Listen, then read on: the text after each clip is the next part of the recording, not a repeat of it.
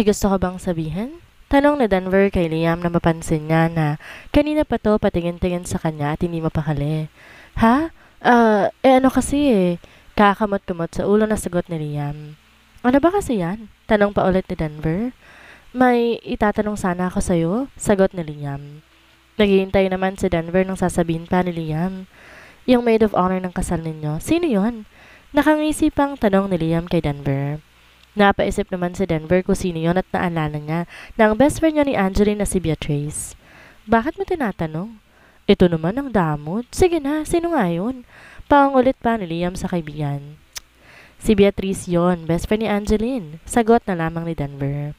Bro, baka naman. Nakangising sabi ni Liam.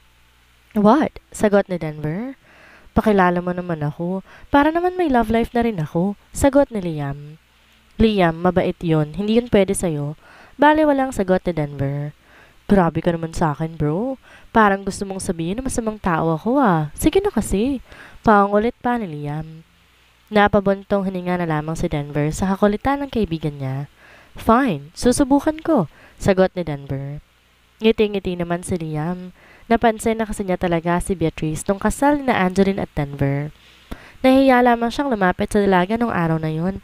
Ewan niya kung bakit bigla siyang nahiya samantalang di naman siya ganon sa ibang babae. Kinabukasan naisipan ni Beatrice na puntahan si Angeline sa bahay nito.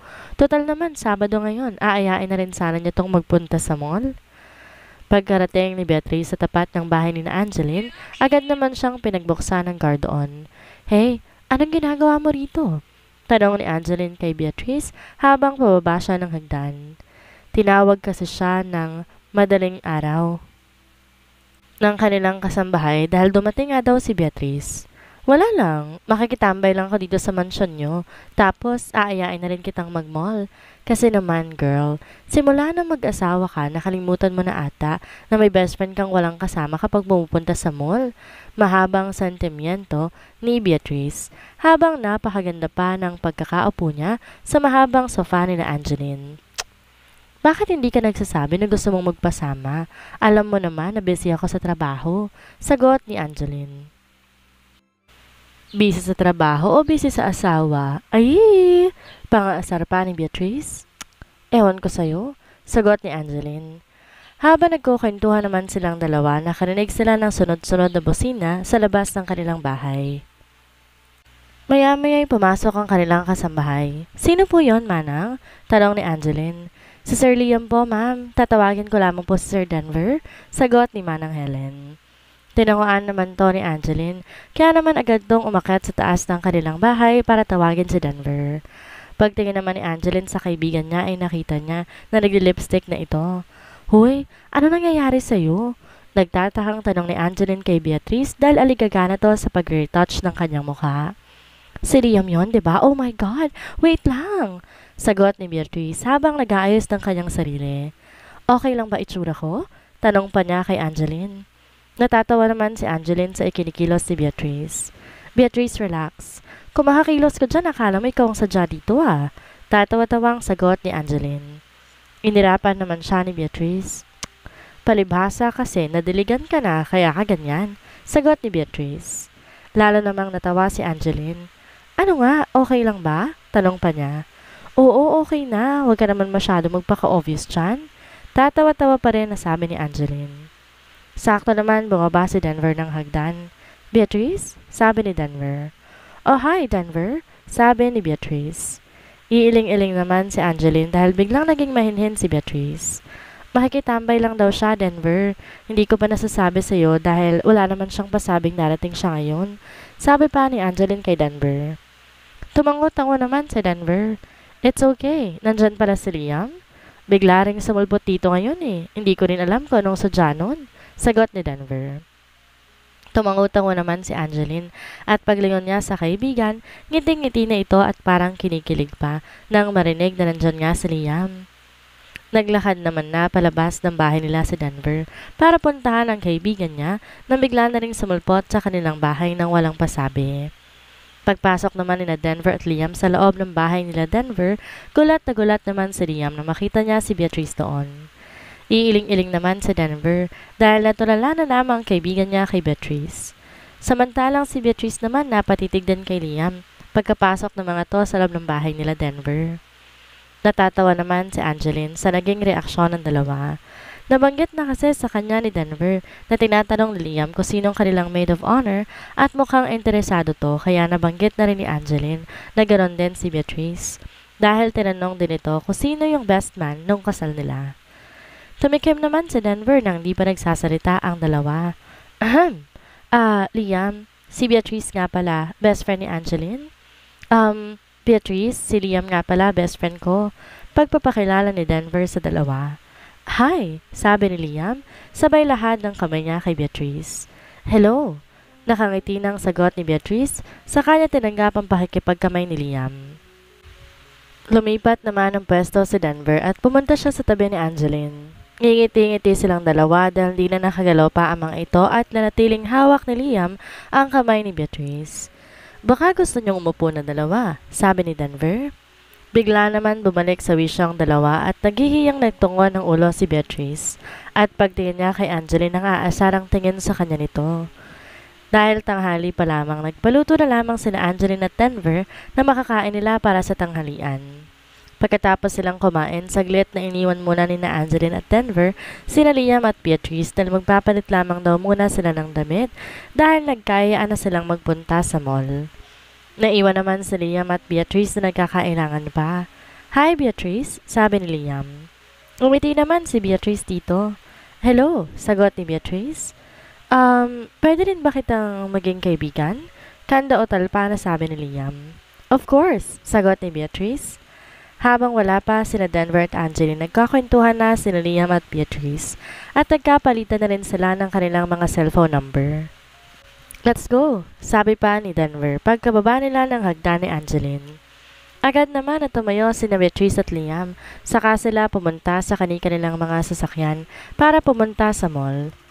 Pagkarating sa mall, nag-aya ng manood ng sine si Beatrice. Habang naglalakad sila papunta sa sinehan ay siniko ni Angeline si Beatrice. Ano nangyari? Nakausap mo? Tanong ni Angeline kay Beatrice. Sa mahinang boses lamang, sapat na marinig ito ni Beatrice. Tumango-tango naman si Beatrice. Oo, nahingi ko ng number. Kinikilig pang sabi ni Beatrice. Natatawa naman si Angeline sa itsura ni Beatrice dahil kita mo, nakilig nga ito. Di naman niya balak tutulan ng kaibigan sa gusto nito. Sa katunayan niya, sinusuportahan niya ito para naman magkaroon na to ng love life. Si Denver naman patingin-tingin din kay Liam, nangingiti-ngiti. Bro, baka mahanginan ka ha, pangiti-ngiti ka dyan. Pagbibiro ni Denver kay Liam. Huwag kang panira ng mood dyan, Denver, sagot ni Liam. Ano, naka-the moves ka na ba? Tanong ni Denver. Syempre naman, nahingi ko ng number niya. Tamang-tama pala talaga na pinuntahan kita sa inyo ngayon, no? Bakit di mo man lang sinabi na nandun pala siya sa inyo? E di sana nakapag-bihis naman ako ng maayos-ayos, sagot ni Liam. Hindi ko rin alam na pupunta siya ngayon sa bahay. Sabi lang din ni Angeline sa akin, wala rin namang pasabi si Beatrice na pupunta siya sa bahay. Sagot ni Denver. Pero okay naman na. Nasa akin ang number niya. Aayain ko kaagad siya na mag-date. Nakangisi pa na sabi ni Liam. Hoy, huwag kang gagawa ng kalokohan ha. Mabait yang si Beatrice. Ibahin mo siya sa mga babaeng niloloko mo. Gago ka pa naman. Iiling-iling na sabi ni Denver. Ngayon pa lang kinakabahan na siya para kay Beatrice dahil kilala niya si Liam. Minsan ay mapaglaro ito sa babae. Hindi ko yan lolokohin. Seryoso ko sa pagkakataong to, Denver. Gusto ko rin namang lumigay at magkaasawa, no? Sagot ni Liam. Sabi mo yan ha? Sagot ni Denver. Nanood na nga sila ng sine. Magkatabi ang mag-asawang Denver at Angeline samantalang sina Beatrice at Liam naman ay sinadyaring pagtabihin ng mag-asawa. Hello, Christine. Maari ba tayo magkita ngayon? Sabi kaagad ni Denver kay Christine nang sagutin nito ang kanyang tawag. Tinawagan na niya si Christine dahil buo na ang loob niya na makipaghiwalay dito. Ayaw na kasi niyang patagalin pa to para na rin maayos na niya ang relasyon nila ni Angeline. Sabi ko na nga ba't hindi mo ako matitiis, babe? Sige, saan ba tayo magkikita? Sagot ni Christine mula sa kabilang linya. Sa hotel na lang, Christine. Mauna ka na ron at susunod na lamang ako, sagot ni Denver. Sa hotel niya, napiling magkita sila ni Christine dahil para sila lamang dalawa ang nandoon. Naisip niya kasi na kapag sa park siya nakipagkita rito, baka mag-walkout na naman to kapag sinama niya ang kanyang pakay, kaya siya makikipagkita. Sige, hintay na lamang kita roon, sagot ni Christine.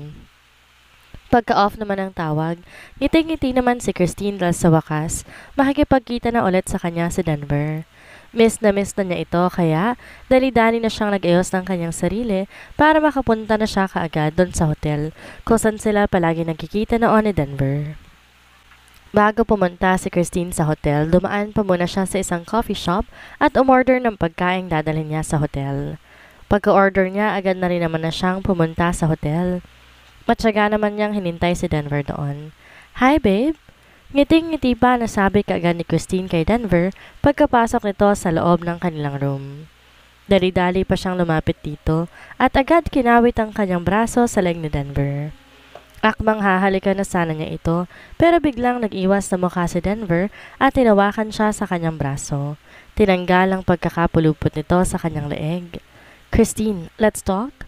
Seryosong sabi ni Denver. Saka siya naglakad papunta sa sofa na naroon at naupo. Sumunod naman si Christine sa kanya. May problema ba? Seryosong-seryoso ka ata ngayon ah. Na-miss kita, babe, sabi ni Christine. Kahit na parang kinakabahan na siya sa inaasta ni Denver. Christine, I'm serious. Let's end our relationship. Seryosong sabi ni Denver habang matama na nakatitig kay Christine. No way. Umiiling pa na sagot ni Christine. Nakipagkita ako ngayon sa'yo para makapag-usap tayo ng maayos. Please, Christine, palain lang natin ang mga sarili natin. Alam ko na marami ka pang makikilalang iba at mas deserve na mahalin mo.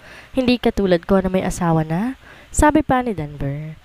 Hindi ako makapapayag, Denver. Ayoko. Hindi ko kaya, sagot ni Christine. Please, Christine, diba sabi mo, maghihiwalay rin naman kayo ni Ate Angeline? Anong nangyari? Bakit biglang ako ang gusto mong hiwalayan? Sagot ni Christine kasabay ng pagpatak ng kanyang mga luha dahil hindi niya kayang mawala sa kanya si Denver. Inawakan naman ni Denver ang kamay ni Christine, sa kanya to pinakatitigan. Christine, minahal kita at ayokong makikita na lalo kang masasaktan dahil sa mga nangyayari. Kaya mabuti pa tapusin na lang naman natin to habang maaga pa. Sagot ni Denver. Ayoko. Hindi ako papayag. Matapang na sagot ni Christine. Please, Christine. Kaya nga ako nakikipag-usap sa'yo ngayon para maayos nating tapusin ang relasyon natin. Kaya please lang, Christine, let's end our relationship. Siguro hanggang dito na lang talaga tayo? Pakiusap pa ni Denver. Bakit ba nakikipaghiwalay ka na ngayon sa akin, Denver? Bigyan mo ako ng magandang dahilan para pumayag ako sa gusto mong mangyari? Sagot ni Christine. Bumuntong hininga naman si Denver dahil hindi niya alam kung paano niya ba to sasabihin kay Christine at hindi niya alam kung matatanggap ba nito ang dahilan niya. It's because what, Denver? Ines na sabi ni Christine nang hindi na maituloy-tuloy pa ni Denver ang kanyang sinasabi.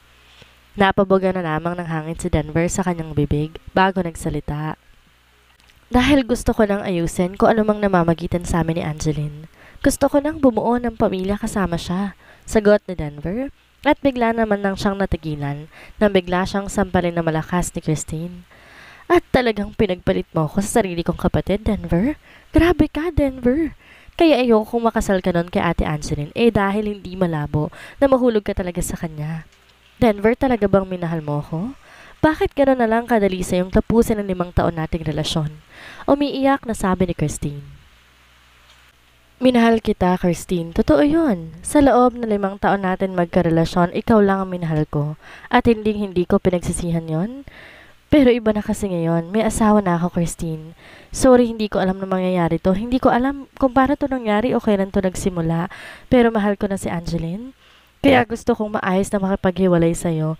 Dahil ayoko naman maging unfair sa'yo at ayoko naman nasabihin mo na pinagsabay ko kayong dalawa. Kaya ngayon pa lang mabuti pa, tapusin na natin ang relasyon natin bago namin ayusin ang relasyon namin ni Angeline. Pagtatapat pa ni Denver kay Christine. Lalo namang naluha si Christine dahil sa mga sinabi ni Denver. Parang dinudurog ang puso niya ngayon sa kaalaman na hindi na siya mahal ng taong mahal na mahal niya. Bakit, Denver? Bakit? Umiiyak na sabi ni Christine. Akala ko ba maayos ang usapan natin na maghihiwalay din kayo ni Angeline, pero bakit ganito? Pagpapatuloy pa ni Christine. I'm sorry, Christine. I'm really, really sorry. Hinging tawad ni Denver dito. Baka naman nabibigla ka lang, Denver. Baka akala mo lang mahal mo si Ate Angeline. Baka inuutusan ka lang ng mommy mo. Denver, handa naman ako maghintay kung kailan kayo maghihiwalay ni ate. Umiiyak pa na sagot ni Christine. Christine, walang kinalaman dito si mommy. Desisyon ko to. Sariling desisyon ko, kaya I'm sorry, Christine. Maghiwalay na tayo? Sagot ni Denver, saka siya tumayo. Aalis na sana siya pero biglang hinawakan ni Christine ang kamay niya. Babe, please, don't leave me. Hindi ko kaya. Huwag mo akong iwan. Umiiyak pa na pakiusap ni Christine. Bumuntong hininga naman si Denver. I'm sorry, Christine. Sagot ni Denver. Saka niya tinanggal ang kamay ni Christine na nakahawak sa kanya. Hindi naman naiwasan ni Christine na mapahagulhol dahil sa isang iglap, nakipaghiwalay na sa kanya si Denver. Denver! Umiiyak pa na tawag ni Christine kay Denver, pero tuloy-tuloy lang na lumabas ng silinayon sa Denver at naiwan siyang luhoan. Nakasalampak na lamang siya ng upo sa sahig. Wala naman nang nagawa si Christine nang tuluyan ng umalis si Denver at iniwanan na siya. Nanatili naman muna si Christine doon habang pinapakalma niya ang kanyang sarili. Bakit, Denver? Bakit mo to ginawa sa akin? Umiiyak pa na sabi ni Christine. Di naman niya maiwasang isipin na magagandang alaala nila ni Denver noon, kaya naman lalo siyang napaiyak. Hirap na hirap siyang tanggapin, nakikipaghiwalay na si Denver sa kanya at ang katotohanan na hindi na siya ang mahal ni Denver, kundi ang Ate Angelina niya. Babawiin kita, Denver. Akin ka lang. Sa akin ka lang at walang ibang magmamay-ari sa'yo kundi ako lang. Gagawa ako ng paraan para bumalik ka sa akin. Gigil na sabi ni Christine kahit na mag-isa na lamang siya doon. Nang mahimasmasan siya, agad niyang kinuha ang kanyang cellphone at idinayal ang number ni Paolo. Hello, Paolo. Busy ka ba? Sabi kaagad ni Christine pagkasagot ni Paolo sa tawag niya. Hindi naman, nandito lang ako sa bar. Bakit? Sagot ni Paolo. Sige, puntahan kita dyan. Sagot ni Christine, sa kanya ini-off ang tawag. Dali-dali na siyang nagayos ng kanyang sarili dahil kailangan niya nang mailabas ang kanyang sama ng loob at si Paolo ang naisipan niyang tawagan ngayon. Pero bago pumunta sa bar ni Paolo, bigla niyang naalala ang kanyang Ate Angeline. Maaga pa naman kaya alam niya na nasa opisina pa ito. Kaya naisip niyang dumaan na muna dito bago siya pumunta sa bar ni Paolo. Busy naman si Angeline sa mga papeles na ginagawa niya nang makarinig siya na mahinang pagatok sa pinto ng kanyang opisina. Come in! Sigaw ni Angeline. Agad naman niyong bumukas. Ma'am Angeline, nandyan po ang kapatid ninyo. Gusto raw po kayo makausap? Papapasukin ko po ba? Sabi ng sekretarya ni Angeline. Nag-angat naman ng tingin si Angeline. Sige, papasukin mo? Sabi ni Angeline, saka tinabi niya muna ang kanyang mga ginagawa. Hindi niya alam kung anong sadya ng kapatid niya sa kanya ngayon. Maya-maya pa'y pumasok na nga si Christine sa kanyang opisina, kaya tumayo na rin siya upang lumapit dito. Christine, napadalaw ka, sabi ni Angeline at pansin niya na namumula ang mata ni Christine. Halatang galing to sa pag-iyak, kaya napakunot ang noo niya. Ano nangyari sa'yo? Tanong pa niya rito. Pero laking gulat na lamang ni Angeline nang bigla siyang sampalin ng malakas ni Christine. Nahawakan na lamang niya ang kanyang pisngi at ramdam niyang namumula iyon dahil sa sobrang lakas ng pagkakasampal sa kanya ni Christine. Bakit? Nagtatakang tanong ni Angeline. Talaga ba, Ate Angeline? Talaga bang tinatanong mo ako kung bakit? Para saan ba yung bakit mo na yan, ate? Para ba sa pamamaga ng mata ko na alam ko na napapansin mo kanina pa? O baka naman kung bakit kita sinampal. Talaga bang hindi mo alam ang dahilan ko, ate? Galit na sigaw ni Christine sa kanyang Ate Angeline. Ano bang problema mo, Christine? Susugod-sugod ka lang dito nang nagagalit. Wala akong ginagawa sa'yo, sagot ni Angeline. Wala nga ba talaga, ate? Nakataas pa ang kilay na tanong ni Christine. Ano ba kasing problema mo? Sigaw na rin ni Angeline. Ikaw ang problema ko. Inagaw mo sa akin si Denver. Umiiyak na sigaw ni Christine. Natigilan naman si Angeline at di na nakapagsalita pa dahil parang alam na niya ang dahilan ng pagsugod ni Christine sa kanya. Mukhang kinausap ito ni Denver, kaya ito napasugod sa kanya ngayon. Ano ate? Ba't bigla ka natahimik? Di ka makapagsalita, di ba? Kasi guilty ka. Totoo naman ang sinabi ko, di ba? Inagaw mo si Denver sa akin. Galit pa rin na sabi ni Christine habang dinuduro niya si Angeline. Christine, let me explain, sabi ni Angeline. Explain? Anong ipapaliwanag mo sa akin? Kung paano mo kamahal si Denver? Pero bakit ganito, ate? Ha? Kung paano mo inagaw sa akin si Denver? Ate Angeline, nagtiwala ako sa'yo dahil alam kong alam mo kung gaano ko siya kamahal. Bakit ito nagawa sa akin ni Denver? Umiiyak na sagot ni Christine kay Angeline. Hindi ko inagaw si Denver sa'yo, Christine. Maniwala ka sa akin. Hindi ko ginustong masaktan ka pero... Hindi na naituloy pa ni Angeline ang kanyang sinasabi nang biglang nagsalita si Christine. Hindi mo gustong masaktan ako? Talaga ba ate? Pero ano? Pero nahulog ka na rin kay Denver, tama ba ako? Pagpuputol ni Christine sa sinasabi ni Angeline. I'm sorry. Yun na lang ang nasabi ni Angeline. Sabi ko na nga ba? So ano?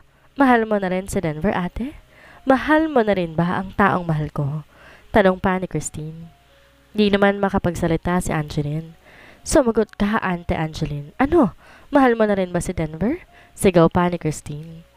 Oo, Christine. Oo, mahal ko na rin si Denver. Sorry, Christine, hindi ko gustong masaktan ka pero hindi ko alam kung bakit bigla na lang nag-iba ang nararamdaman ko para kay Denver. I'm sorry, Christine, pero mahal ko na si Denver. Please, hayaan mo na lang kami ni Denver. Umiiyak na ang sagot ni Angeline sa kanyang kapatid. Tumawa naman na mapakla si Christine dahil sa sinabi ni Angeline. So tama nga ako. Mahal mo na rin si Denver. Bakit ate? Bakit sa dinami-rami ng lalaki sa mundo? Bakit si Denver pa? Bakit yung taong mahal ko pa? Diba maghihiwalay din naman kayo? Bakit mo pa siya minahal? Umiiyak na rin na sagot ni Christine. I'm sorry, Christine. I'm really, really sorry. Sagot ni Angeline na patuloy na rin sa pag-iyak. Katahimikan naman ang namayani sa kanilang magkapatid at wala ka ibang maririnig kundi ang paghikbi nilang dalawa. Sobrang nasasaktan si Christine ngayon dahil pinagtaksilan siya ng taong mahal niya, gayon na rin ang sarili niyang kapatid. Pero wala na rin naman siyang magawa dahil mag-asawa na nga ang mga ito. Maya-maya ay una nang nakabawi sa pag-iyak si Christine. Kung talagang mahal mo na ngayon si Denver, sige, pagbibigyan ko kayong dalawa, sabi ni Christine. Sandali namang napatitig si Christine kay Angeline. Pero hindi ako nangangako na patatahimikin ko kayong dalawa. Pero tandaan mo to, Ate Angeline, babawiin ko nung akin. Babawiin ko si Denver sa'yo kaya magpakasaya ka na ngayon habang kasama mo siya. Galit na dugtong na Christine sa kanyang sinabi at walang pasabing lumabas siya sa opisina ni Angeline. Awang naman ang bibig na napatitig si Angeline kay Christine hanggang umalis to sa kanyang opisina. Bigla siyang kinabahan sa mga huling sinabi nito bago to umalis.